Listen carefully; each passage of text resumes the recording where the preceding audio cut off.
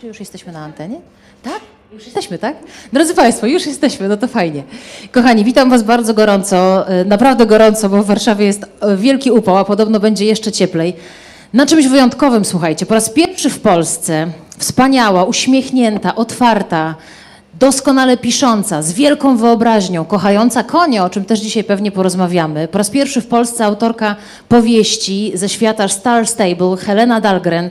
I teraz jest czas na wielkie oficjalne brawa. Welcome Helena in Poland! Thank you. I just said a couple of nice words about you, that you are great, that you are very smiling and you write nice books, everything based in the Star Stable universe. Yes. Yes, that's correct. Yes, I hope. Correct so far, yes. Obok Heleny. Should I say Helena or Helen? Because in Polish you say Helena, you know? Helena. Helena. Yeah, In Helena, Swedish it's Helena, yes? Yeah. Okay, it's Helena. Do you have a second name? Anna, Åsa. Anna, Lisa and Linda. These are your names too. Pretty similar, yeah. But no, it's Anna, and then it's Åsa, which is a very difficult Swedish name. You know, we have the different alphabet. We have like the A with a little dot on it. So that's one of those names. Drodzy Państwo, teraz przekazujemy pałeczkę, a właściwie mikrofon do wspaniałej kobiety, która po naszej lewej stronie i ją też powitajcie gorącymi brawami. To jest Magdalena Kilian-Antoine. Brawa dla Magdy, która dzisiaj nas będzie wspierała w tłumaczeniu z języka angielskiego. But we can have something tricky for Magda. We can say something in Swedish if you want to. Coś po szwedzku. Nie, sobie nie poradzimy, ale z całą resztą myślę, że damy radę. Przed chwilą mi syna zapytała Helenę o jej drugie imię. Powiedziała, że Anna. W międzyczasie porozmawialiśmy sobie o takich niuansach języka szwedzkiego i akcentach nad literką A.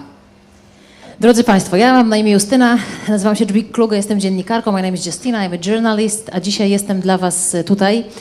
Dla Was podpytam Helenę o przeróżne ciekawe rzeczy związane z całą serią Star Stable, z całą serią książek, które ona pisze i pewnie pisać będzie, ale szczególnie razem z wydawnictwem Znak Emoticon świętujemy premierę tej książki, a więc Soul Riders w podtytule Sekret ścieżki wiatrów. In English it's Shadows over Jorvik. Shadows over Jorvik. Yes, Shadows over Jorvik, a więc początek nowej trylogii ze świata Star Stable. Co się będzie działo? Jak? Cień nad Jorvik. Cień nad Jorvik. To nie to. Yes, but I have to say I really like the Polish translation because it means shadows. What does it mean literally? Shadows over Jorvik. Oh, it does, yeah. And this one is Sekret ścieżki wiatrów. Sekret ścieżki wiatru is the secret of the wind path that they are going to take. Oh, okay. Yes. So, This one, tak. I like that. Everything has to do something with the shadow, you know, and the darkness. Yeah, lots of darkness. Lots of darkness. Dużo ciemności. Dużo ciemności. O tej ciemności jeszcze sobie porozmawiamy, ale słuchajcie, chciałam zacząć i tak, Was też zachęcam do tego, żebyście zadawały pytania. Można machać, można podnosić ręce, można się uśmiechać, ja będę wyłapywać te wszystkie ciekawe, można pytać po polsku, nieciekawe też będę wyłapywać, można pytać po polsku, po angielsku, to już wedle Waszego uznania. Ale chciałabym wrócić, słuchajcie, do początku, bo korzystając z tego, że to jest pierwsze spotkanie z Heleną w Polsce, to chciałam trochę, żebyśmy o Helenie pogadali i o niej się trochę dowiedzieli, bo ja czytałam, że Helena pierwszą książkę napisała, kiedy miała 5 lat. I to jest w ogóle niezła historia, tylko nigdzie nie wiem, o czym była ta książka. So Helena, I've read that you wrote your first story, or maybe the first novel, when you were 5, only 5. But I didn't find the information. What was the book about? Was it about horses or magic? It was about ghosts, actually. It wasn't a novel. It was a very short story, and it was called The Secret of the Haunted House. Pierwsza powieść, którą Helena napisała, gdy miała 5 lat, to była krótkie opowiadanie tak naprawdę o duchach, a tytuł brzmiał Nawiedzony dom. And it had a bird in it, and it's actually quite interesting because if you read the second Soul Riders book, The Legend Awakens, there's actually a scene where Linda, one of the Soul Riders, rides to this deserted mansion in the very north of Jorvik, and she comes across these birds. So when I wrote that scene, I realized that, oh my gosh, I actually wrote this one when I was 5. So it's almost like I'm repeating myself over and over again because I love sort of spooky stuff, and I love haunted houses, and I love shadows and things that creep, which I suppose can be a bit surprising because, like you said, I'm sort of like a smiley, happy person in real life, but I have a dark side. No, I really enjoy reading and writing about sort of spooky stuff. In general, yeah.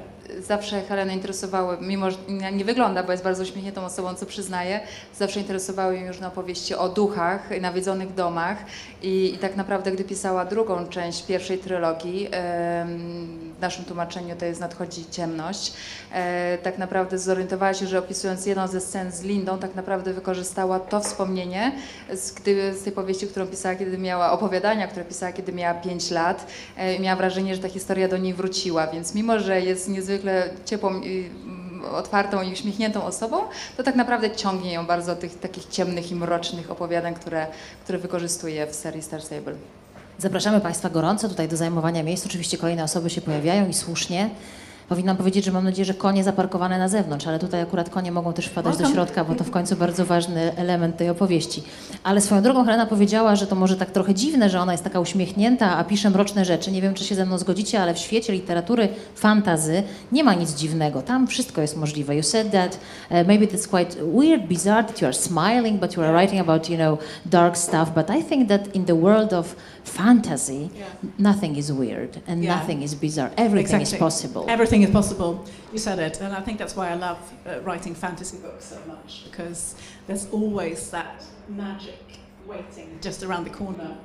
And when I was growing up in suburban Stockholm in the sort of late 80s, early 90s, you know, I had a really good upbringing. I loved my parents, I loved my family, but I remember that life was so still sometimes. I would just be sitting on my room, waiting for something to happen.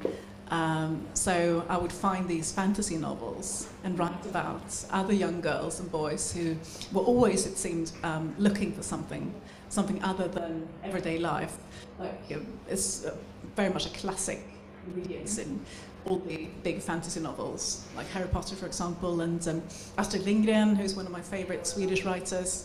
Mio min Mio, for example, I would read that one over and over again, and actually do some fan fiction as well, about this orphan boy who refused to believe that that his father was, you know, the sort of person that everyone was telling him that he was. Mm-hmm. And then he ended up meeting him in this beautiful sort of alternate reality.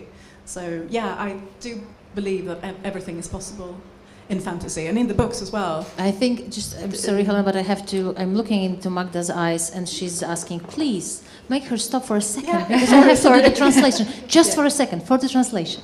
Szybko przetłumaczę. Helena powiedziała, że to, co ustaliliśmy tutaj, że w magii wszystko jest możliwe.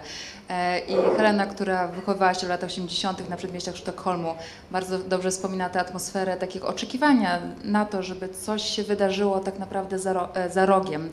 Takie oczekiwanie młodych ludzi na to, żeby literatura przyniosła jakąś zagadkę, jakąś magię i literatura otwiera przed nami te możliwości.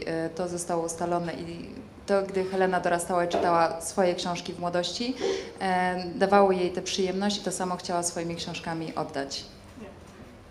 Is there something you want to add after this point for the translation? It's a good translation. I think Magda said it perfectly. Yes, I'm sure that she did.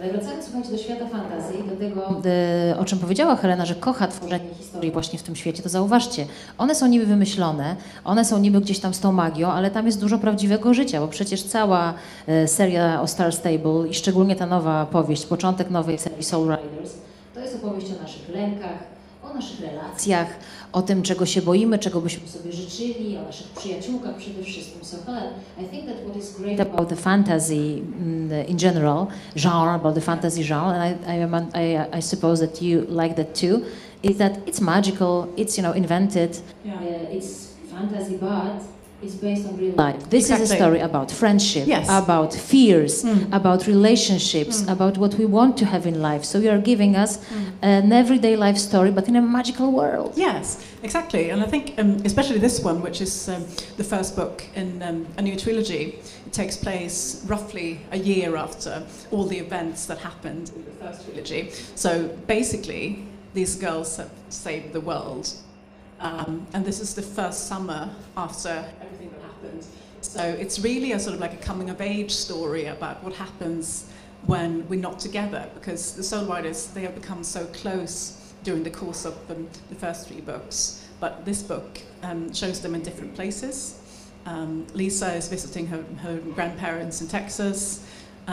Linda's over in Oxford, meeting her parents there, and I think it's probably for the first time they start asking themselves what happens when we're not Soul Riders. Because you're right, it's not just about the magic and sort of parallel universes and saving the world and the magical horses. It's also about very real relationships and sort of struggling to understand each other as you sort of grow up, because they're sort of 15, 16 years old, and when you're a teenager, I mean, so much happens all the time. Even when you're not a soul rider. Let's stop with those teenagers. Yeah. We'll have time for that. Because Ja tylko wkrótce. Właśnie podkreślamy to, że Soul Riders i seria Star Stable jest nie tylko tą, która dzieje się w świecie magii, ale w tym wszystkim ważne są także relacje i przyjaźń między dziewczynami. I to bardzo odczuwamy pierwszym tomem nowej trylogii, kiedy po raz pierwszy jeźdźcy duszy są tak naprawdę rozdzielone. Dziewczyny, każda z nich mija rok od wydarzeń pierwszej trylogii. Dziewczyny są osobno i zaczynają sobie zadawać pytania, czy zawsze już będziemy jeźdźcami duszy, czy zawsze będziemy ze sobą razem. I tak naprawdę stoją przed takim dylematem, czy wciąż są razem, czy mogą się ze wszystkim mierzyć razem, czy w tym wszystkim chodzi tylko o magię, czy także o naszą przyjaźń i o nasze więzi. Skoro zahaczyliśmy o temat bycia nastolatkiem, kiedyś byłam nastolatką, pamiętam, chyba mi się wtedy nie podobało, ale teraz bym chciała być znowu nastolatką. Ciekawa jestem, jaką nastolatką była Helena. So speaking about being a teenager, I used to be a teenager too, and I think I didn't like that at that moment, but I would like to be a teenager now. But I'm wondering what kind of teenager was Helena Dahlgren? Oh, I was. My God! You can probably guess. I was the quiet, moody teenager who was always sitting at her room, reading novels, listening to sort of gloomy music. I was writing a diary. Oh my God, I found my own diary. Actually, my kids did. I have teenagers now, they're 13, twin girls, and they found my old diary from high school. And it was grim stuff. Yeah, oh my God, it was so embarrassing. Yeah, I was so misunderstood. I don't think there's ever been a teenager who was so completely misunderstood as I was. But the thing is that you don't realize it at the time, but when you're a teenager, you believe that you're the only one who's ever felt the way you do. And you're completely alone in the world, but you're not. But yeah, to answer your question, I was very much the sort of teenager who didn't really go to parties, didn't have a lot of friends. So I had two places where I always felt at home. And one of them was books, obviously, reading books, and the other one was a stable. So yeah. Let's stop for a second.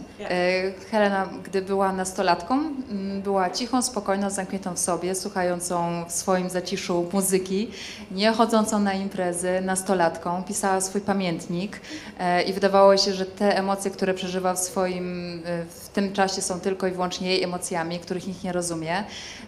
Jak wspomniała, pisała właśnie pamiętnik, który niedawno znalazł jej córki, bo Helena ma bliźniaczki, 2 dziewczynki, 14-letnie. I tak naprawdę całkiem inaczej odczytały to, jak się Helena czuła w tym momencie, kiedy spisywała swoje emocje w tym czasie. No właśnie też Helena powiedziała o tym, że czuła się strasznie nierozumiana przez wszystkich i pytanie, kto mając naście lat czuł się rozumiany. Zazwyczaj nam się wydaje, że nikt nas nie rozumie, a potem się okazuje, że wszyscy się tak czują i że właściwie wystarczy, żebyśmy spróbowali być razem, tak jak w tej serii. Ale Helena powiedziała ważną rzecz, do której się teraz przykleimy i trochę o tym pogadamy, że miała, będąc nastolatką, 2 takie miejscówki do uciekania. Dom i stadninę, czyli miłość do koni. Była już wcześniej. So you said that you had 2 places where you tried to hide. Yeah. The first was your home, your With the room, books, yeah. and the second one was the stable. Yeah, so you loved horses. I loved horses, and actually, when I was 5 years old, I did write my first ghost story, but I also rode a horse for the first time. So I started riding at 5 years old as well. So it was sort of like a magical year for me. Yeah, I've always loved animals, and especially horses. I think are these sort of naturally magic creatures, because there's this wonderful connection when you sort of get to know your favorite horse, and it's almost like the world stops. And I used a lot of my own experience as a rider and as a horse lover in creating the Soul Riders books. It was almost like going back in time. Gdy Helena miała 5 lat, to nie tylko napisała swoje pierwsze opowiadanie o nawiedzonym domu, ale też po raz pierwszy tak naprawdę wsiadła na konia i zaczęła się jej przyjaźń z tymi zwierzętami. Jak wspominała, wyjątkowa, bo w momencie, kiedy się poznaje swojego ulubionego konia, to tak jakby świat się na chwilę zatrzymał. I gdy zaczynała pisać serię z uniwersum Star Stable, tak naprawdę wiele z swoich doświadczeń z tego okresu, swoich pierwszych przyjaźni ze swoim koniem, przelała na kartki papieru i włożyła w tę historię, którą teraz możecie wyczytać. Ciekawe, czy miała ukochanego konia i jak miał na imię. I wonder, did you have your favorite horse and what was his name? Or her? Oh, I had several. But my Było ich kilka. Yeah, I had like 5. But my Pięć. first one was actually called Heartbreaker. Heartbreaker, Yeah. łamacz serc. Yeah, and I don't know if this one's been translated yet, but I did the short stories, the stable stories from Jorvik, which came out in Sweden, I think, last year. Not in Polish yet, I think. But there's actually a horse there called Heartbreaker. W jednym z opowiadań, jeszcze nie opublikowanych w Polsce, jeden z koni wabi się Heartbreaker, czyli łamacz serc. He was a beautiful New Forest pony. He was, he was so Forest beautiful. He was black and had like a tiny white star on his forehead. Czarny i miał na swoim czole białą gwiazdę. Yeah. But I always used to go for the sort of weird horses. One of my Weird favorite, horses? the ones that no one liked. So there was one in particular I remember that no one wanted to ride, and everyone was like, "Oh, he's hopeless. He just bites you. He kicks you. He's like a terrible horse." But I was like, "No, he's not. He's just misunderstood." So what happened was that I actually became close friends with this horse. Yeah. Helena zawsze wybierała te konie, których nikt nie chciał, które czuły się odrzucone z jakichś powodów. Helena zawsze wierzyła w to, że wcale nie jest z nimi nic złego. To wcale nie jest tak, że one kopią czy gryzą, tylko po prostu są niezrozumiane. I zawsze do tych koni czuła największy sentyment i z nimi tak naprawdę budowała najgłębsze relacje. Ale Helena powiedziała, że konie są wyjątkowe.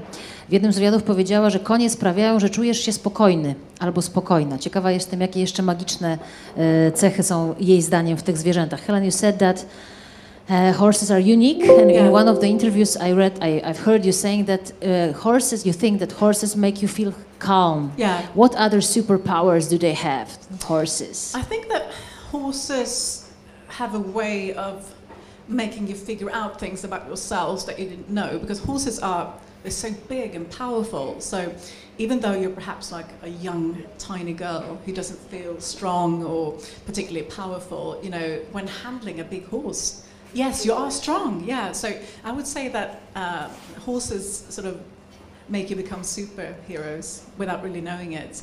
And there's also, I think with horses you have to leave all your troubles at home, because horses are very intuitive, you know. If you walk into the stables in a bad mood or stressed, they know that. They know it, yeah. And you're not going to have a good riding lesson if you don't just leave all your worries by the stable door. So I particularly love about horses that they sort of force you to be here and now. It's very mindful. Konie uczą nas bycia tu i teraz. Mają dużo supermocy, o których nawet my sobie nie zdajemy sprawy. Przede wszystkim konie dużo mówią nam na temat nas samych.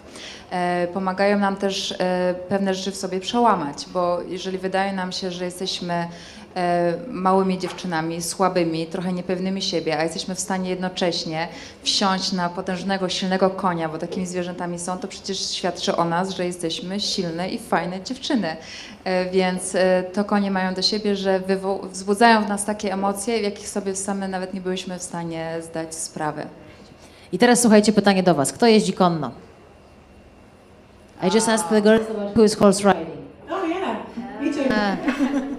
Zgadzacie się z tym, co mówi Helena, że konie są takie uspokajające i że się fajnie człowiek czuje w ich towarzystwie? I'm asking, do the girls agree with you that you feel unique when you are with your horse and you have a special relation with this animal? Yeah, you really do, and I think that that was super important for me when I started writing the Soul Riders books. I don't believe necessarily that you have to have experienced everything that you write about necessarily, but when it comes to writing about horses, yes, I do believe that you have to be a horse rider, or at least someone who knows horses, because it's really difficult, I think, trying to sort of comprehend what it's like to be, you know, cantering or galloping in a field in the winter, or just being in the stables with your favorite horse if you haven't actually done it. So I think I think I probably got the job writing the books in part because I love horses. Helena powiedziała, że nie można pisać o koniach, nie znając i nie rozumiejąc koni, nie potrafiąc na nich jeździć i nie mając z nimi relacji, bo trudno jest pisać o tym, jak to jest galopować w śniegu na koniu, jak to jest wtedy, kiedy koń z nami nie współpracuje, jeżeli się tego nie przeżyło i tego się nie doświadczyło, więc myśli, że Helena uważa, z czym oczywiście my się też zgadzamy, że zrobiła świetną robotę, bo swoje doświadczenie w przyjaźni, w relacji z tymi zwierzętami była w stanie to wszystko oddać na kartach powieści. No i słuchajcie, teraz dochodzimy do bardzo ważnej rzeczy, do takiego momentu, w którym Helena odbiera telefon z informacją: słuchaj, jest taki pomysł, żebyś pisała powieści inspirowane uniwersum Star Stable. I podobno Helena wahała się 2 sekundy.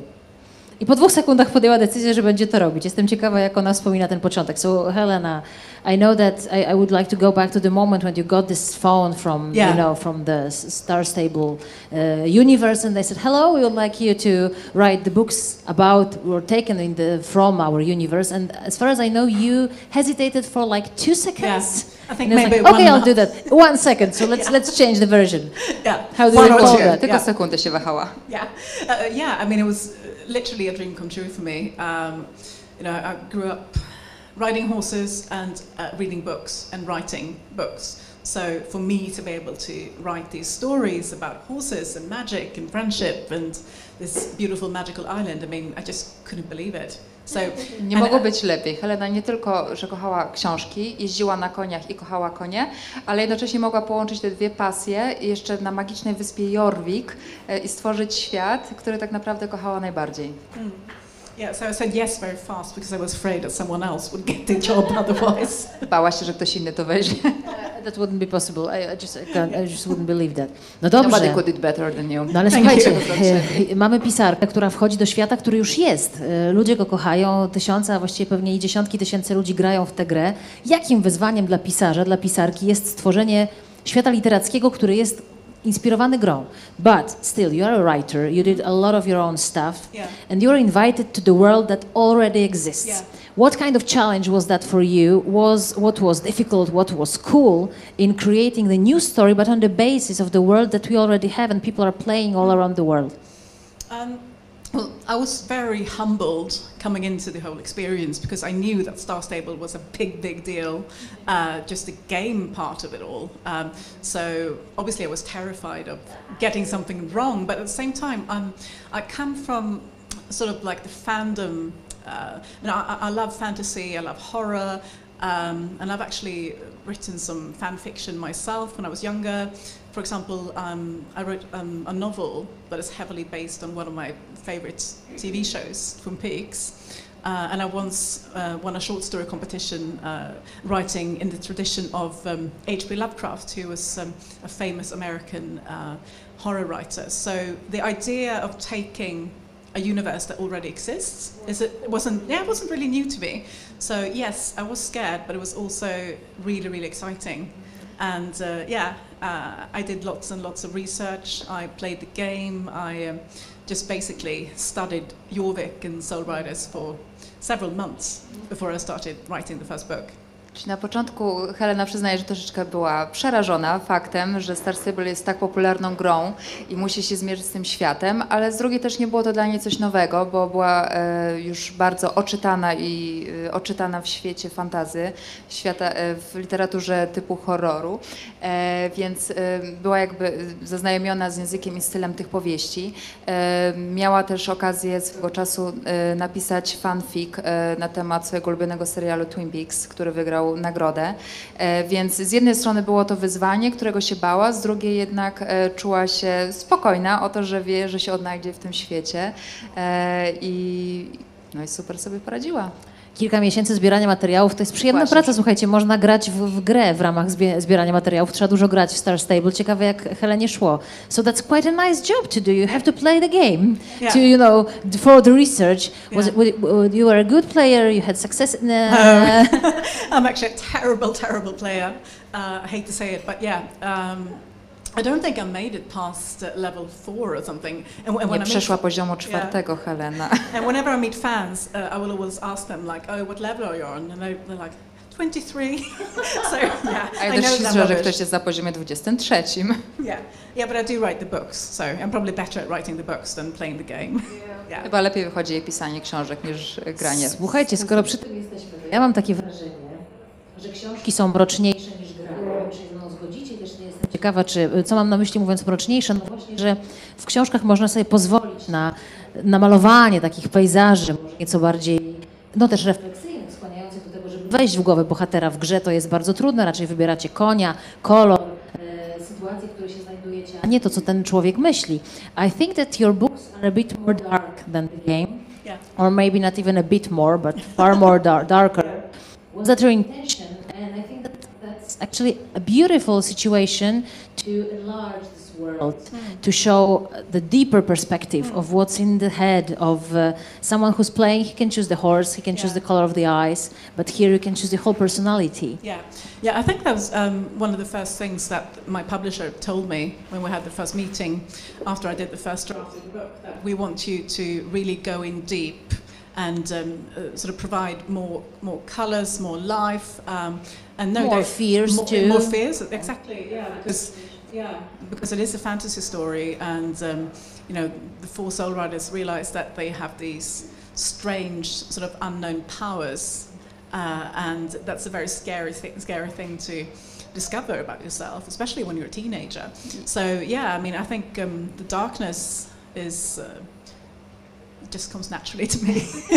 Jedna z pierwszych rzeczy, które Helena usłyszała, kiedy zaczęła pracę nad książką swojego wydawcy, było to, żeby dodała temu wszystkiemu charakteru, żeby zbudowała te postaci, relacje między nimi, żeby pokazała, że te dziewczyny mają przecież magiczne moce i ten świat trzeba zbudować, więc fantastycznie się w tym odnalazła i mamy to. Czy masz takie wrażenie, że każdy ma supermoce? Do you think that we all have superpowers? Yeah, I do. Wszyscy mamy supermoce. Yeah, and I think that's probably one of the most important lessons that I would like readers to sort of take from reading the books, is that there's so much more to humans than we know. And even though you're not a soul rider, even though you can't sort of teleport yourself to different dimensions like Anne can, for example, or heal the wounded like Lisa, or just have random flashlights sort of appearing in the palm of your hand like Alex, you're still a superhero, because there is so much unknown that I think everyone might be afraid of exploring, but I think that you're up to it if you just have your friends around you, and that's another really sort of important aspects about the book as well, is that the soul riders need to be together, all four of them, with their horses. That's when their powers become strong. Te książki mówią nam o tym, że tak naprawdę każdy z nas ma w sobie supermoc, którą możemy odkryć.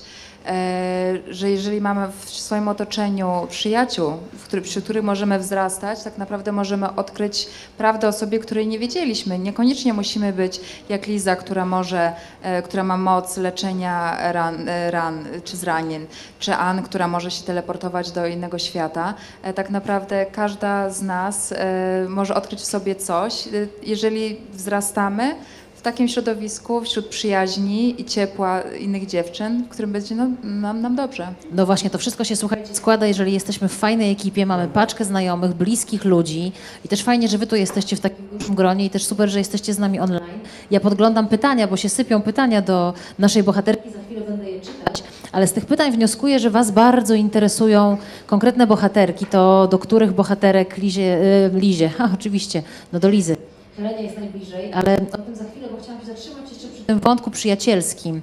Czy wy też macie taką paczkę przyjaciółek? 4 kumpelki? Czy 2? Nie. 1, 2? Ktoś ma taką całą ekipę 4? I'm just asking the girls, właśnie, I'm just asking the girls about their friends, because we have 4 friends here, 4 girls. And I also used to have when I was a child, I had 4, we were 4, 3 of them and me, and we still have contact. This is quite interesting because it sometimes happens that we have 4 girls being together, just being around. Was that your situation too? In any moment of your, growing up? Because you said that you used to be in your room, you didn't like people in general, but how about friends? Yeah, I did have friends. I was particularly close, actually, to my younger sister. We're still really, really close to this day. She lives in the UK now, so we don't get to see each other that often. But yeah, Yeah, I was sort of like a lonely kid actually, but when I became a teenager, when I turned sort of 13, 14, I actually started hanging out with 3 girls. So yeah, that makes it 4. Yeah. Yeah. No właśnie. Helena, mimo tego, co powiedzieliśmy wcześniej, była raczej takim typem samotnika i miała bardzo bliską relację ze swoją młodszą siostrą, która mieszka teraz w Wielkiej Brytanii, więc nie mogą się zbyt często widywać. To gdy zaczęła mieć 14-15 lat, to weszła w ten wiek, kiedy pojawiły się koleżanki, były 3, więc tak naprawdę z Heleną razem stworzyły 4, tak jak bohaterki naszej serii. No to właśnie, jakie są supermoce, to o tym czytacie. Ja zastanawiam się, jak Helena patrzy na swoje bohaterki, na wszystkie 4 dziewczyny. Pogadamy teraz pewnie trochę o każdej z nich. Czytałam, że to Lisa jest jej najbliższą postacią. Nie wiem, czy nie zmieniła zdania od czasu tego wywiadu. A jeżeli nie zmieniła, to dlaczego to właśnie Lisa? So Helena, now let's talk a bit about the girls, about their superpowers, and not only superpowers, but also about their characters and their being human beings. Because magic, of course, is cool, but we can speak about them as human. As far as I know, your favorite one is Lisa, the closest to you. Is that still true? And if it is true, why she's the closest? Well, I think for many reasons, really. First of all, the first book, You're Recalling, which was the very first story I wrote about the Soul Riders, is basically Lisa's book. So it tells the story about Lisa showing up at Jorvik with her dad and meeting the other girls and meeting Starshine and sort of coming into her own when it comes to her powers. So Lisa, it's almost like she took my hand and guided me into the world of Star Stable. So I'll always be grateful to her for that. So that's one reason. Helena potwierdza, że Liza jest jej ulubioną bohaterką i tak naprawdę, jeżeli popatrzymy na Tajemnicę Złotych Wzgórz, czyli na pierwszy tom pierwszej trylogii, to widzimy, że to jest opowieść o Lizie, która przyjeżdża na wyspę Jorvik ze swoim tatą, która dopiero odkrywa ten świat, która poznaje dziewczyny, wchodzi do świata stadniny, poznaje Starshine'a i Helena ma wrażenie, że tak naprawdę Liza w pewnym momencie wzięła ją za rękę i przeprowadziła przez tę całą historię. And the other reason? And the other reason is that I really identify with her personality. She's sensitive, she's artistic. She's not a writer like me, she's a musician, but still artistic. I think artistic people have a lot of things in common. And also, she might be perceived as a rather calm person who supposedly has it together. But underneath that calm surface, she has all these emotions flowing, but she doesn't necessarily show it to the world. But I like to say that she's like Swedish weather in the summer. That so basically, if she has like one emotion or one mood and it doesn't fit her, then no worries, there'll be another one along shortly. So I definitely relate to that. And also, Lisa suffered a really big loss at the age of 12, which is a very, very big part of her story and her backstory as well. She was out riding with her mum, and her mum died in a riding accident. So Lisa is still mourning the death of her mother. Yeah, and thank God my mother is still alive. But when I was the same age as Lisa, I lost both my grandparents within a year of each other. So I know what it's like to sort of lose someone and miss someone and just sort of have to go on without them. So yeah, I think that's why Lisa is very special to me. But you never forget. You go on. You never forget. You go on. She Yeah, doesn't forget. it's like you learn sort of new ways of coping, but you still miss them every day. Yeah. Kolejny powód, dla którego Liza jest tak bardzo bliska Helenie, to ten, że jest bardzo wrażliwa. Helena też jest bardzo wrażliwą osobą. Drugi to, że ma duszę artystyczną. Helena wprawdzie pisze, Liza gra na gitarze, ale są sobie z tego względu bardzo bliskie. A trzeci powód, taki już bardziej osobisty, intymny, to taki, że gdy poznajemy Lizę w pierwszym tomie, w Tajemnicach Złotych Wzgórz, jest to dziewczynka, która jest wciąż w żałobie, bo straciła mamę w wypadku na koniu, w związku z czym sama ma tę blokadę, żeby zacząć na koniu jeździć. I o ile dzięki Bogu mama Heleny wciąż żyje, to w pewnym momencie swojego życia Helena w przeciągu roku straciła swoich obojga dziadków, którzy byli dla niej bardzo bliscy, więc wie, czym jest taka strata i jaki wpływ ma na nasze życie. I w związku z tym też bardziej związała się z Lizą, którą przeprowadziła przez stratę, z którą się bohaterka mierzyła. I też, co jest ważne, cały czas o mamie pamięta i to też o tym trochę porozmawiałyśmy, że to jest taka strata, której się nie da gdzieś tam zasypać piaskiem ani żadną magią. Ale Helena powiedziała o tym, że pierwszy tom to jest taka opowieść Lisy, bo ona wprowadza ją do świata. Tutaj w Soul Riders, w Sekrecie Ścieżki Wiatrów, mamy pamiętnik Anny. Czy to jest bardziej taka w takim razie część Anny? So you said that the first part was the part of Lisa because she was your guide to the world of Star Stable and all the stuff. And now we have the diary of Anna. Yeah, Anna's exactly. diary. So the first part of the new trilogy, would you say that this is a story of Anna? Yeah, I would say that it's Anne's story, definitely. And Anne, to me, is such an intriguing and interesting character because in the old version of the game, Anne is pretty much like, the spoiled rich girl. She's a really good dressage rider. She has all these amazing clothes, and she can sometimes be perceived as a bit stuck up. So I actually struggled a bit with Anne when it came to having to write about her in the books, because to me it wasn't interesting to write about someone who was spoiled and, a bit sort of maybe thought that she was better than other people. So I was telling my publisher quite early, and she agreed that we needed to do something new with Anne. So I came up with the idea, but what if Anne just really struggles with, wanting to do well, wanting to win all these competitions, and what if that's not from a place of being stuck up, but maybe being shy and just never feeling good enough? Because I think that's something that everyone, especially young girls, can relate to. So once I sort of cracked the code of Anne and realized that, okay, she's shy, she has a mum who's quite bossy, who wants her to win all these competitions, she's not the person who the world perceives her as. That's when I really got to know Anne, and I think I got to know her even more now with the diary entries in the new book. Tak jak pierwsza trylogia i pierwszy tom pierwszej trylogii Tajemnica Złotych Wzgórz była opowieścią o Lizie, tak pierwszy tom nowej trylogii Sekret ścieżki wiatrów jest powieścią o Anne.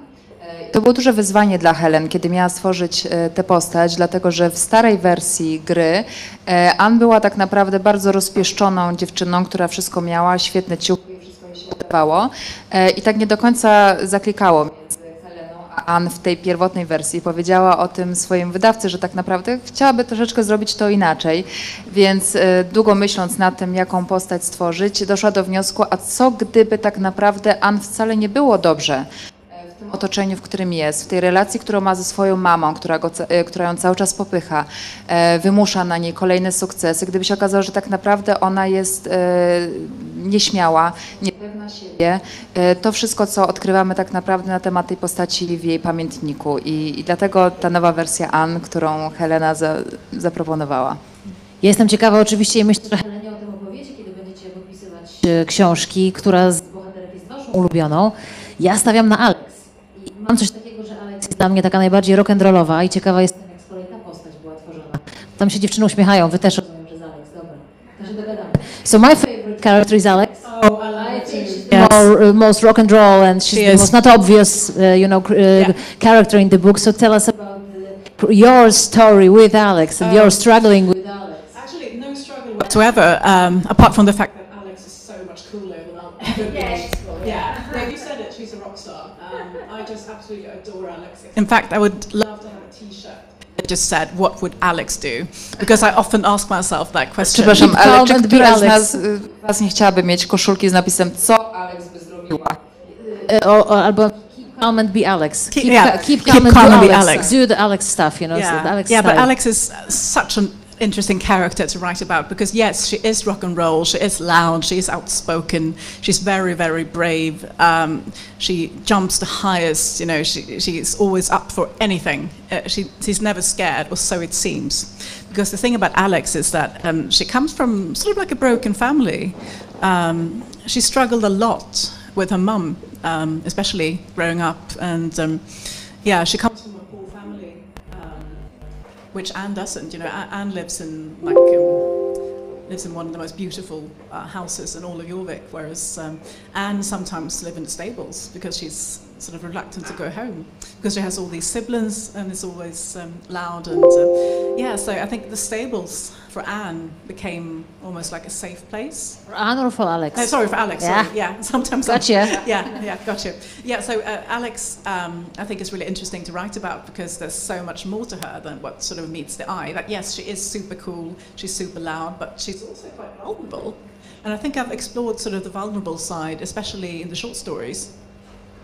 Alex wydaje się być takim trochę przeciwieństwem Anne. jeżeli popatrzymy na świat Jorvik. Ann, która ma wszystko, świetny dom, super, ma pieniądze, niczego jej nie brakuje. I Alex, która pochodzi z rozbitej, biednej rodziny i wielokrotnie tak naprawdę to stadnina dla niej jest domem i wielokrotnie musi tam uciekać i nocować, jak wiemy. To w opowieściach z Jorvik bardziej jest widoczne. I tak naprawdę, mimo że jest rock'n'rollową i takie wrażenie sprawia, to tak naprawdę w sobie toczy jakąś walkę, możemy powiedzieć, prawda? Mamy jeszcze, słuchajcie, dwie dziewczyny do oplotkowania i pewnie zdziwicie się, że dwie, bo tu się pojawia nowa bohaterka, o której za chwilę, ale nie zapomnijmy o Lindzie. So I think that we have two girls to gossip about. Two, because we have a new character here.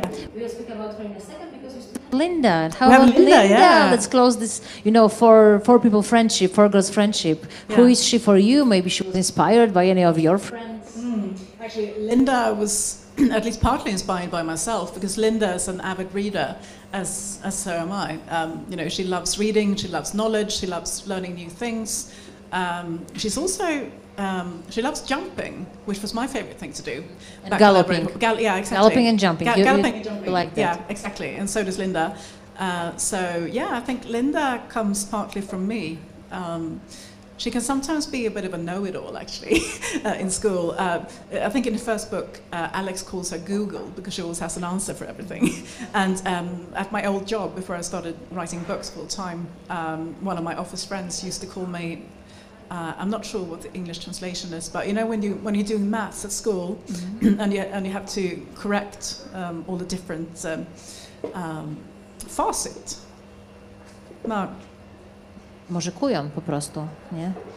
In Polish we say kujon when you have a person who is very well, she's first in the class and knows everything. You say Google, but we can say kujon is not it's not the nicest word you can use, but it describes the situation.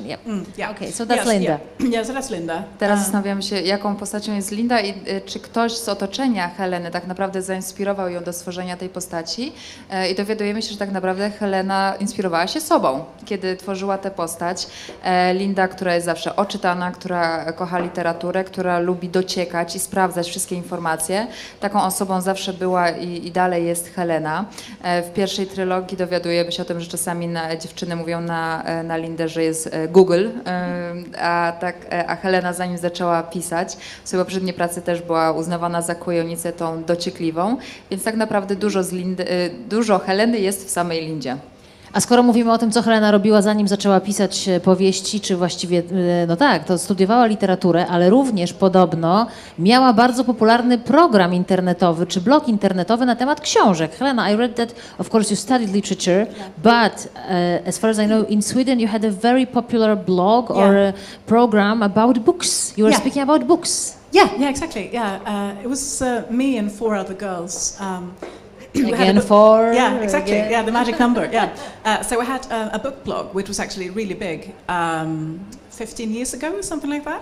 And at one point, we were invited to TV shows and radio, and we even had a column in a local newspaper. So that was a lot of fun. I got to review books, and I got to interview lots of writers. Including one of my favorite writers, a British writer called Sarah Waters, who I just adore. So those were really great times, and I think just writing every day, even though it was for a blog, was really good practice for me as a writer. I should have asked you for the best question for the writer. Czemu ja nie zapytałam Heleno najlepsze pytanie, od którego powinnam zacząć z nią rozmowę po prostu? I think you're doing fine. Thank you. I'll do that next time. Tak naprawdę Helena wspomniała o tym, że 15 lat temu wraz z 4 innymi koleżankami tworzyły blog poświęcony literaturze, nowościom literackim, recenzjom, i który był naprawdę bardzo duży swego czasu. Były często zapraszane do radia, do telewizji, miały swoją kolumnę w lokalnej prasie, więc taka, powiedzmy to, taki obowiązek pisania codziennego, do którego blog wtedy je zmuszał, przyniosła na praktykę pisarską teraz, więc zawsze była jakby w tym świecie, w tworzeniu, w pisaniu i w tym, żeby to robić codziennie, tak jak to robi teraz. No i słuchajcie, macie swój ukochany świat, mamy swoje 4 bohaterki, mamy konie, mamy to, że są rozdzielone, bo to początek nowej trylogii, każda jest u siebie, no ale oczywiście będą się musiały spotkać, bo wzywa ich przeznaczenie, wzywa je przeznaczenie, może tak to powiem. Dzieją się różne dziwne rzeczy i one muszą znowu ratować świat, ale nie same. W tym samym czasie w stajni Jorvik pojawia się Mina, dziewczyna o przenikliwym, smutnym spojrzeniu. Kim ona jest, czego możemy się po niej spodziewać? So, Helena, we have all the girls, four girls. They are in their own places, their own homes, but something happens, they have to come back, they have to reunite, they have to fight again against... I'm not going to say what because I'm not going to spoil the story, but Thank you. we have a new girl in the stable of Jorvik. Her name is Mina. Yes. What is she going to do here? Yeah, that's the question, isn't it? That's the question. Yeah, I'm not sure how much I want to say because I don't You want should to say, I spoil won't it. tell you because but you need to say something. But the thing about Mina is that I think it's quite interesting that you can be like a fairly closely knit group of friends or girls, but the very second that a new girl arrives, it can completely just change the dynamic between all four girls, and that's what happens with Mina. She becomes close to Anne in particular, and Anne feels, for various reasons, she sort of struggles a bit with just the idea of being a soul rider and having to save the world. You know, she doesn't want to do that anymore. She just feels like, why can't I just be Anne? So I think meeting Mina, who's, or at least she appears to be, a normal girl, sort of makes her feel that, why can't I just be a regular teenager? And that, of course, doesn't really go well with Alex, who believes that they have a mission and it's important, they have to keep it up. They're the soul riders, they're going to sort of save Jorvik, it's up to them. So I think Mina is an interesting character because, well, for many reasons really, she's going to be really a very interesting character for the entire trilogy, I think, but in particular just because the way she just changes the dynamic between all the girls, And that's all I'm going to say about Mina. Okay. Nie będziemy za dużo mówić na temat nowej postaci Miny, ale jak powiedziała Helena, całkowicie zmienia ona dynamikę w powieści. Dziewczyny są w takim trudnym momencie i dla Anne bycie jeźdźcem duszy zaczyna być troszeczkę przytłaczające. W przeciwieństwie do Alex, która czuje, że mają misję, którą powinny podążać, Anne tak naprawdę zastanawia się, czy nie chciałaby być normalną dziewczyną. I w momencie, kiedy pojawia się tajemnicza Mina w stadninie, na początku wydaje się, że zwykła dziewczyna, co więcej to się dowiecie z powieści, dla Anne jest to taki powiew normalności i dlatego jest to dla niej kuszące poznanie tej dziewczyny, zbliżenie się do niej i zobaczenie, jak to po prostu jest być normalną nastolatką, bez tej całej presji bycia jeźdźcem duszy. No i na pewno możecie się spodziewać po kolejnych częściach tej trylogii, że Mina będzie odgrywała ważną rolę, ale nic... Mouth shut, nic nie dodaje. Słuchajcie, pytania od Was płyną od tych, którzy nas oglądają online, więc już śpieszę czytać. Pytanie następujące. Która z postaci Soul Riders Twoim zdaniem rozwinęła się najbardziej w trakcie tworzenia historii, która wymagała najwięcej pracy, by ją zrozumieć? So the first question is, which of the characters in Soul Riders, in your opinion, developed the most during this history, creating the story, and which one was the most difficult to be understood by you? You couldn't understand her motivations or his. I would actually give the same answer to both those questions, and that answer is actually Anne, because I do believe that she's the one who's developed the most from the first book for many different reasons. And like I said earlier, she was definitely the one that I struggled with because she felt very different to me. So I really had to. I did these different sort of writing exercises where I would write in her voice, and that actually ended up being the first short stories for the 4 stories from Jorvik. There's a story in there about Anne. It's called Midnight Sun in English. And when I wrote that story, that's when I started understanding Anne. So she's definitely had a big journey, and it's still going on. To gdyby Helena miała wybrać jedną osobę, która najbardziej rozwinęła się na przestrzeni wszystkich powieści, byłaby to Anne. Z 2 powodów. Po pierwsze dlatego, że sama musiała tę postać stworzyć na nowo, to o czym rozmawialiśmy wcześniej, a po drugie cała metamorfoza, którą przechodzi Anne na przestrzeni powieści, więc tak, to Anne. Kolejne pytanie brzmi tak. Jak się pisze książki na podstawie gier? Trochę o tym mówiliśmy, ale tu jest rozwinięcie tego pytania. Czy się pisze trudniej od zwykłych? So the question is, how does it feel to write the book on the basis of a game, but we have the development of this question. Is it more difficult to write like a normal book, not based in the game, the world of the game, or not more difficult?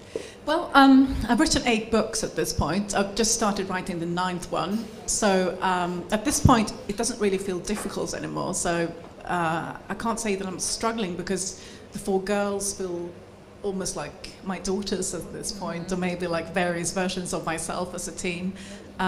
So no, I don't struggle anymore, but obviously in the beginning it was quite difficult, and I've always had a really good cooperation with Star Stable, so whenever I have a question, I can always reach out and ask them. So, and it goes the other way around actually. I've written some stuff for the game now.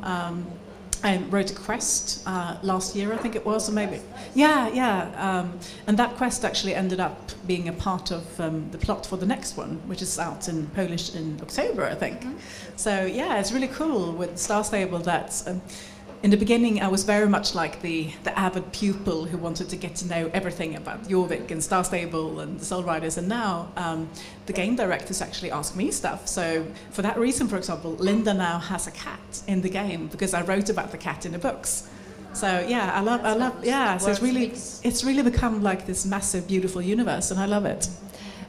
Helena tak naprawdę współtworzy całe uniwersum Star Stable. Na początku było to dla niej duże wyzwanie, zmierzenie się z faktem popularności gry, ale przy 9. powieści, którą już teraz pisze z tego świata, tak naprawdę to ona ten świat współtworzy nie tylko na przestrzeni powieści, ale również współtworzy grę, bo w zeszłym roku stworzyła jedną z quest w grze, która zostanie też wykorzystana w drugim tomie naszej nowej trylogii, której premiera już w październiku.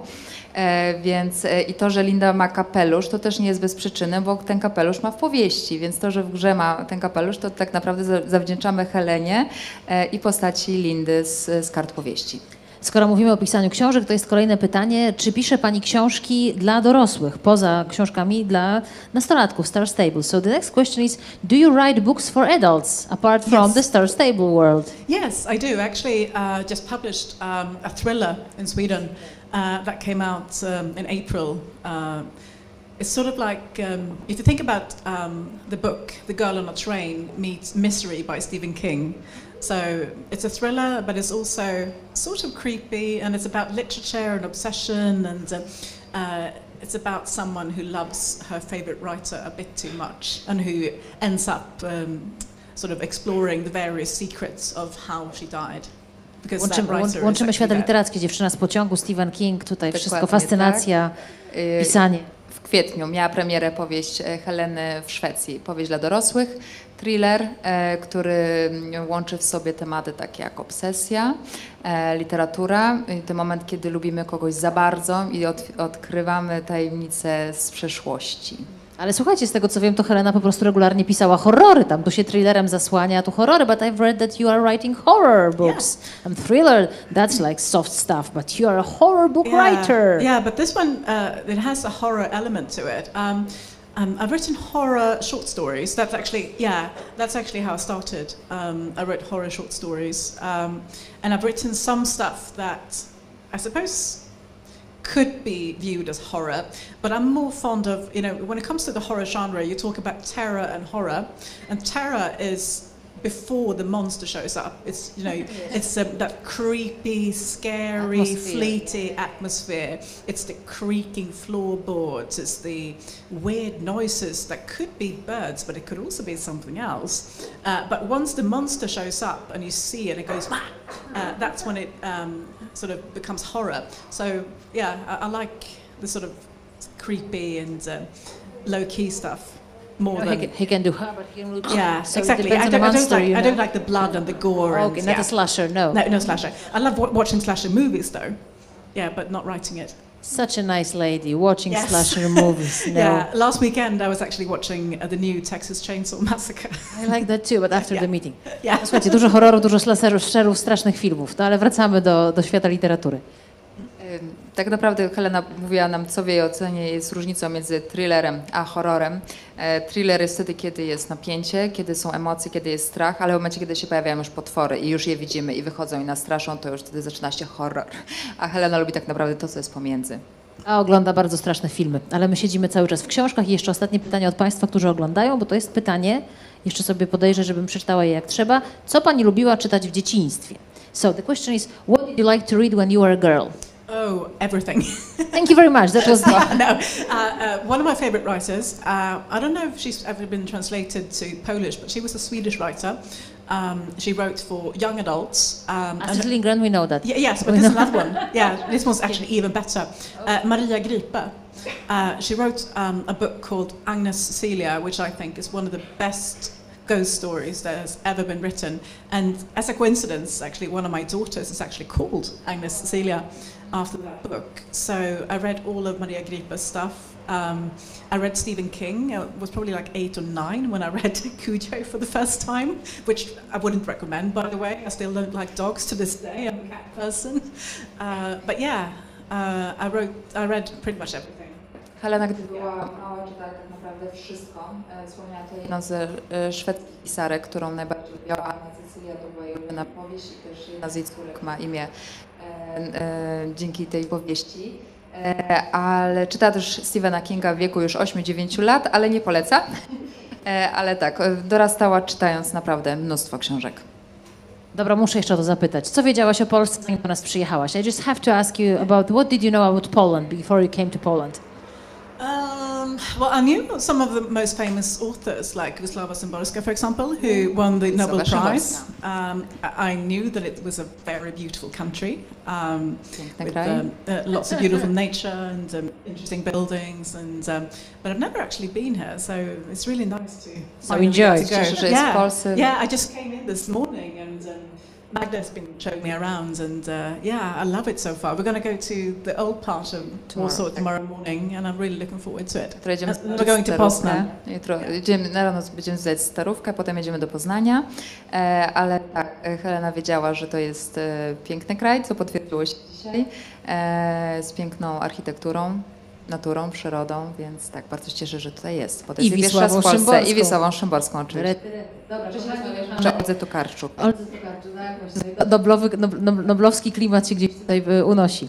Kochani i kochane, kto chce o coś zapytać, machajcie rękami, pokazujcie, dawajcie znać. Jak widzicie, Helena jest wspaniałą rozmówczynią, odpowiada przepięknie na przeróżne pytania, więc jeśli coś jeszcze nie padło, co was interesuje, to jest dobry czas, żeby tam widzę, że ktoś podnosi rękę, można powiedzieć, jak macie na imię. Będzie nam bardzo miło, jeżeli się przedstawicie. Cześć. Jestem Maja i pytanie brzmi, jaką męską postać w Star Stable pani lubi najbardziej? Ze względu pisania na przykład opowieści, na przykład brat Alex, James, jakiś, nie wiem, jaką pani... Męską. Dobra. Bardzo dziękuję, Maja. This is Maya, and she's asking which male character is your favorite? Maybe one of the brothers of Alex. Who's your favorite male character in the Star Stable world? I would have to say Herman, who owns the stable, because he's such a nice person and he's always looking out for the girls. And yeah, I really like Herman. But I quite like James too. He's a fun character to write about. James jest zabawny, tak, ale jeżeli miałam wybrać Helena swojego ulubionego bohatera, to będzie to Herman. Za to, jaki jest troskliwy i opiekuńczy w stosunku do dziewczyn stadninie. Bardzo dziękuję za pierwsze pytanie. Słuchajcie, brawa dla Mai, bo zawsze to jest pierwsze pytanie na publiczności. Very brave, Maja. Thank you. Mam tu kolejne pytanie, bardzo proszę. Dzień dobry. Jestem Gabrysia. Mam pytanie. Co zainspirowało Helenę do pisania książek? Ale tych czy w ogóle książek? W ogóle. Dobra. So this is Gabrysia and she's asking what inspired you to write books in general? Oh, that's a very good question. I think partly dreams and hopes, and you know, maybe just being that shy, sort of introverted kid who was sitting at my room, wondering where life would start and what it would look like one day. So I think just dreaming about something bigger was definitely a motivation for me. But it can be all sorts of things, you know, just reading other people's books, watching something interesting on television. Yeah, it can come from anywhere, really. Yeah. Inspiracja tak naprawdę może przyjść z każdej strony, ale przede wszystkim Heleny to, co motywowało, to były jej marzenia, jej nadzieje, bo marzyła zawsze o czymś większym i gdy tak siedziała sobie czasami sama w swoim pokoju, miała ten czas, kiedy wolała być sama, to zastanawiała się, co tak naprawdę chciałaby robić większego w życiu i stąd te marzenia o pisaniu. I chciałam Gabrysia powiedzieć, że Helena powiedziała, że to było bardzo dobre pytanie. Nie wiem, czy to zauważyłaś, więc dziękujemy bardzo za kolejne. Kto ma ochotę jeszcze o coś zapytać? Tam widzę, że... questions! I love it. imię Zuzia. A którego pani najbardziej konia lubi? Dziękuję za to pytanie, Zuziu. Wspaniale. So Zuzia is asking which horse is your favorite? Oh, that's a really good question too. Tell you what, I love Tin Can because he's always up to no good. Yeah, he's full of mischief. Yeah, and he's so cute too. To już wiemy. No to wiadomo, że uroczy, wspaniały i biorący wszystko na klatę, Tin Can ulubionym koniem jest. Dziewczynka tam jeszcze podnosi rękę, tam z tyłu widziałam rękę. Nie wiem, czy Marianna da radę, tam nasza wspaniała. Czy pani, jak jest pani w tej Szwecji, czy tam Szkocji, Szwecji? Szwecja też fajnie, ale... to czy pani ma jakiś kontakt z moderatorami Star Stable? No w sensie, czy pani ich zna w ogóle, czy tak normalnie pani po prostu pisze książki? Twórców Star Stable czy moderatorów Star? The question is when you are in... Twórców i moderatorów. Dobra, Maja is asking, do you have any contact with the creators of Star Stable, the moderators of Star Stable? Yes, I do. I suppose you have to. Yeah, we've been in contact all the time for the last 4 or 5 years. We've been meeting on a regular basis and exchanging emails, and they've been very much a part of the books. Yeah. Przez ostatnie 5 lat mieli cały czas kontakt przy powstawaniu książek, regularnie się spotykali, rozmawiali przez telefon, więc wszyscy współtwórcy i moderatorzy gry Star Stable brali bardzo aktywny udział przy powstawaniu książek. Dzięki.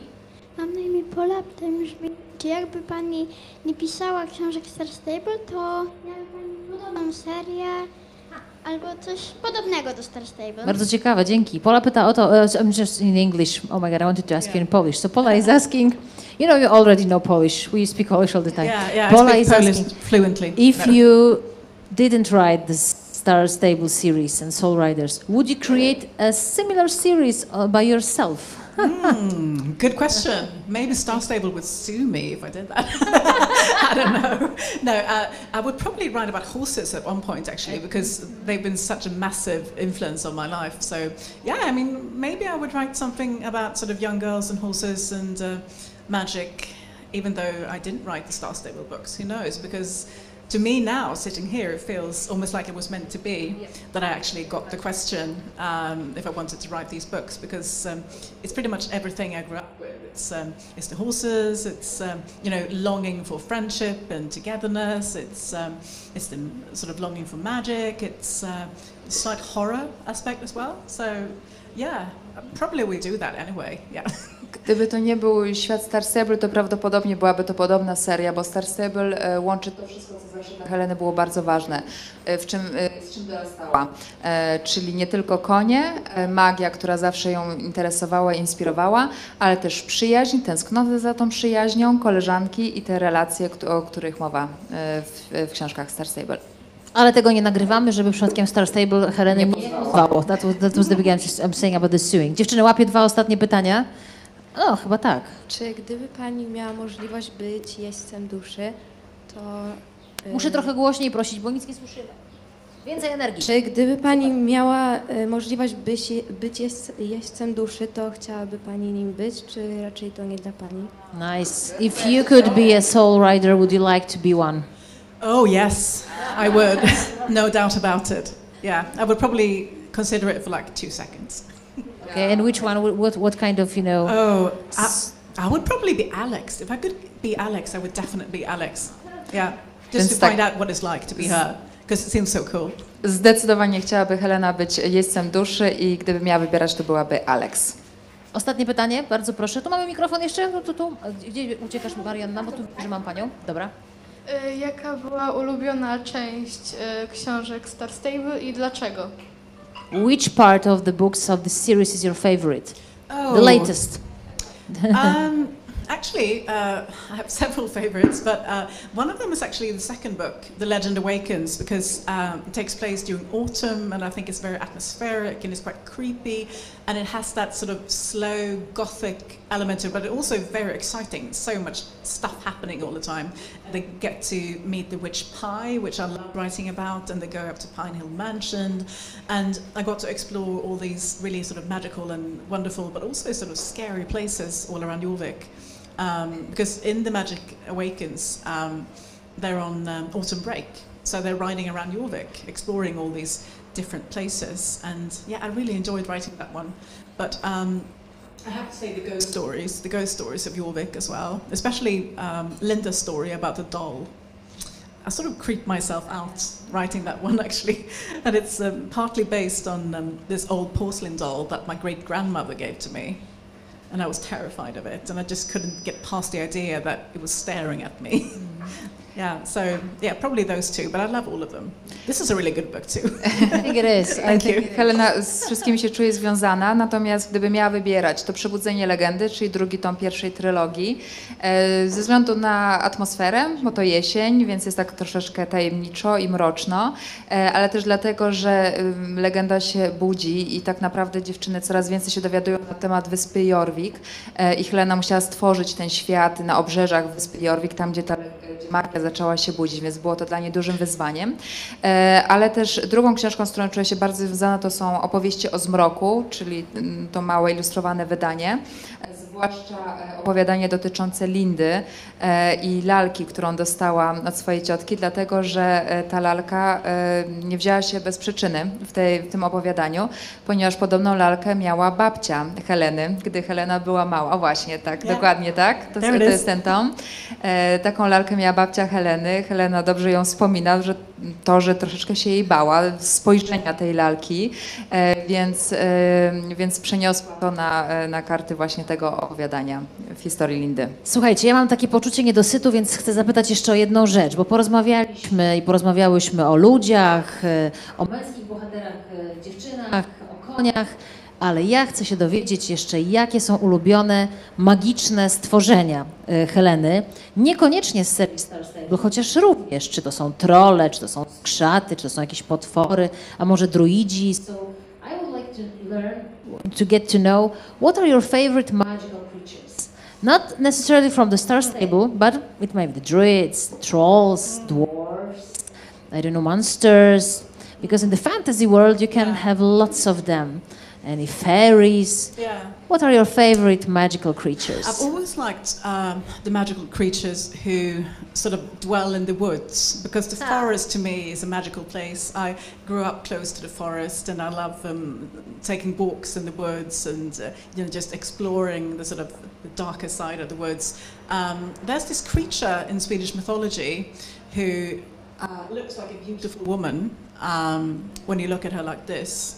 And she's been known to lure particularly men into the woods, so they get lost and pretty much die. But when she turns around, she has this massive hole in her back.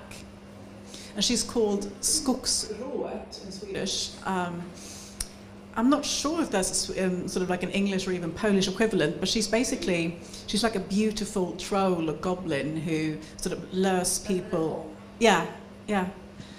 Yeah, so she has like this long sort of tangled hair. Yeah, yeah. And also, there was this old story about a white horse who can also sort of transform himself into a young man. And the young man and the horse were known in Sweden to cause young people to drown. And he was called Näcken.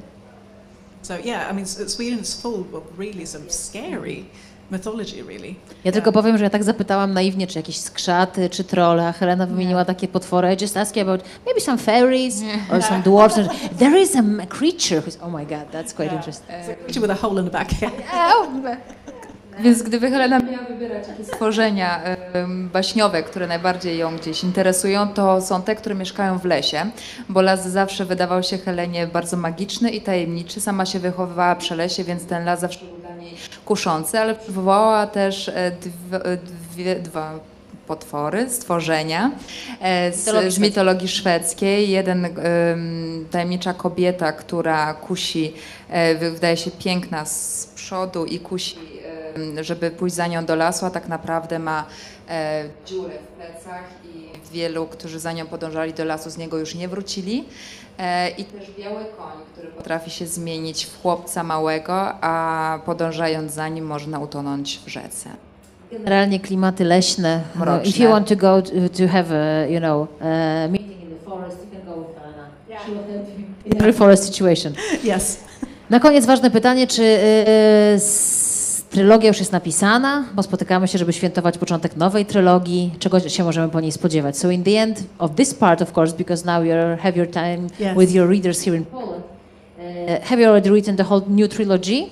Is it already finished? And what can we suppose, what is going to happen in the trilogy? Yeah. In general. Yeah, in general. So I would say the one big thing that's really important for the new trilogy is the word shadows and how shadows can sort of linger over time, because the soul riders learn something very important about the old sisterhood, because obviously these soul riders aren't the first soul riders on Jorvik, because legend has it that soul riders used to be on Jorvik way back when, and in the early 90s there was this sisterhood of soul riders that I sometimes referred to as the lost sisterhood. So in this trilogy, the soul riders find out what happened to the lost sisterhood, and and I think that sort of helps them to sort of come to terms with how they should work together as a team, because maybe they can succeed with what the lost sisterhood didn't succeed in. Maybe. So it's once again, it's about sort of seeking empowerment in each other, and you're always stronger with your friends than you're on your own. So yeah. And you can even have some friends in the past, the same situation. Exactly. The connection with the past, it's cool. Yeah, I love that. How the past sort of lingers with you, and how old decisions made by other people in the past can impact what happens today. So, yeah. W nowej trylogii dowiadujemy się, że to siostrzeństwo, czyli ci jeźdźcy duszy nie są jedynymi, którzy byli, bo dawno temu było też inne siostrzeństwo utracone, któremu się nie powiodło. I w nowej trylogii dowiadujemy się, jak przyszłość i tajemnice z przyszłości mają wpływ na to, co dzieje się teraz. I poznajemy tajemnice tamtego siostrzeństwa, odkrywamy ich prawdę i dowiadujemy się, że ono wciąż ma wpływ na to, co dziewczyny robią teraz. I dziewczyny, odkrywając tajemnicę pierwszego siostrzeństwa, dowiadują się tak naprawdę, co mają zrobić, żeby razem przetrwać jako jeźdźcy duszy i zmierzyć się z siłami ciemności. Zobaczcie, jakie nam się fajne zrobiło dzisiaj siostrzeństwo tutaj na kanapach i fotelach kafe i na krzesłach. Wielkie brawa dla niej, drodzy Państwo. Helena Dahlgren. Thank you so much. Inspirowanych światem Star Stable. Absolutne, po prostu szalone brawa dla Magdy. Magdalena Kilian-Antoine. Wspaniała pomoc, tłumaczenie tego wszystkiego, co się tutaj zadziało. Oh, and if anyone would like to have any books signed by me or photos, or just talk to me for a bit, I'll be here for a while. So we are waiting for. I think that everybody is waiting for exactly for that. I drodzy Państwo, teraz najprzyjemniejsza część. I'm just going to grab my pen. I have a special signing pen, and then I'm just going to sit here. Słuchajcie, idziemy po specjalny długopis do podpisywania i Helena jest cała wasza. Thank you very much. That was such a pleasure. Yeah, such a And pleasure. enjoy the evening. Słuchajcie, wspaniałego czytania. Soul Riders, jeźdźcy duszy. I ten wieczór dopiero się dla was zaczyna, a skończy się czytając książkę. Dziękuję bardzo.